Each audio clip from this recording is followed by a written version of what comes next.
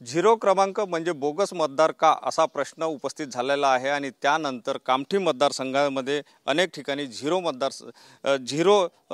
घर क्रमांक असल्याचे पुढे आलेलं आहे। मात्र आपण जर बघितलं तर असाच एक झिरो क्रमांक या घराला सुद्धा आहे आणि हे घर आहे बेबीनंदा आनंदराव गोस्वामी यांचं आणि हे या ठिकाणी 15 वर्षापासून या ठिकाणी राहतात।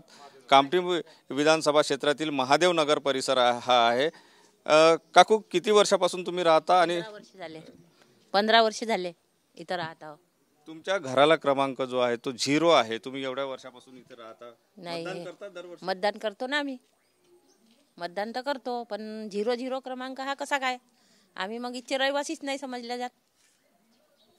मग काय वाटतं तुम्हाला, म्हणजे शासनाने काय करायला पाहिजे? आता का शासनाची काय आहे, काहीतरी करायला पाहिजे ना त्याईनं, का झिरो क्रमांक कसा द्यायला पाहिजे बा?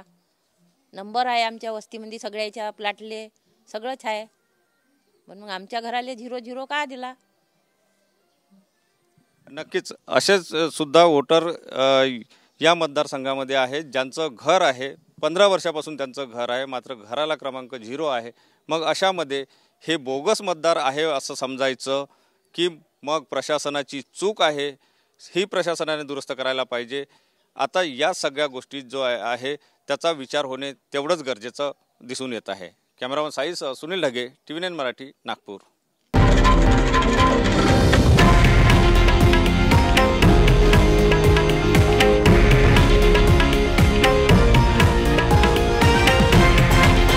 हे आहे देशातील नंबर 1 न्यूज नेटवर्क आणि आपण पाहत आहात TV9 मराठी, एकमेव।